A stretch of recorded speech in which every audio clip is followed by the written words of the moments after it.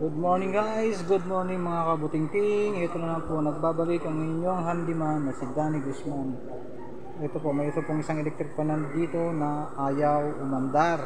Okay, so gagawin po natin, tatry natin na paanda rin sa saksak. Ito po yung kanyang plug.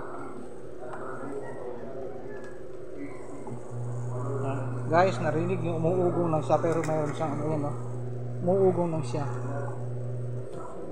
Yun. So guys, ang gagawin natin dito ay bubuksan natin itong kanya takip. Ito lahat, tatanggalin natin yung cover niya, pati yung LC niya. Ayan. Okay guys, ito tignan natin yung kanyang ano. So una natin napansin dito guys ay ang kanyang ito. Ito po guys, kita nyo naman. Yan, wala na siyang tali.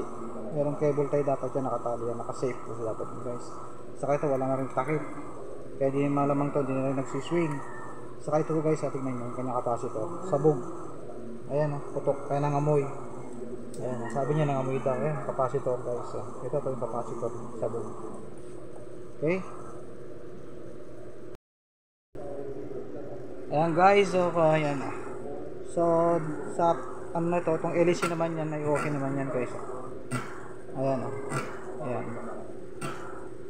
Ayan, tumatama yung LC niya dito sa, ay yung ingin na naririnig niya. Ayan.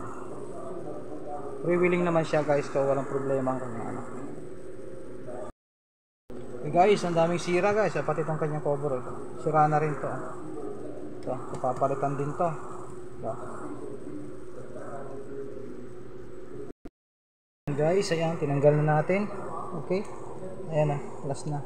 So guys, ang gagawin muna natin dito ay paghihiwalayin natin to. Kailangan yung kanyang winding dito guys. Ito itong winding, may safe yung winding niya guys, yung mga kanya dapat may safe muna natin. Tatalian natin yan ng cable tie para hindi na magalaw, kasi pag nalagutan tayo yan guys, wala na, sira. Okay. Okay guys, ito nga po yung kanyang capacitor na sumabog kanina. Ayan, putok na. So ito po guys, wala na ito. Kailangan palitan na ng bago.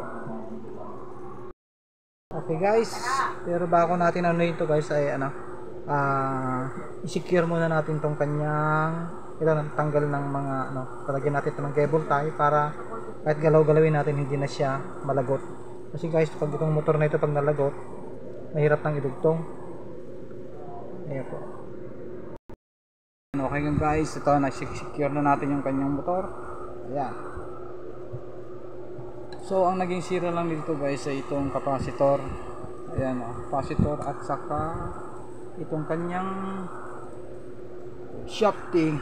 Ayan okay pa naman yung shafting niya, kaya lang nag-stuck. Hindi na lang isang guys, kaya dapat dyan paminsan-minsan guys, siguro sa loob ng 1-2 linggo, dapat guys ang mga electric pan natin ay papatakan natin ng langis. Ayan, dito ko pinapatakan yung guys sa dito sa bushing, shafting niya, kasama po yan, makapartner po. Ayan, bali maghahanap tayo ng piyesa muna guys. Ayan, hanggang dito na lang muna at basta ang naging sira lang po nito guys ay capacitor, dahil sa ayaw niyang umandar, umuugong lang po siya. Maaring ito nga pong capacitor ay patay na, wala na.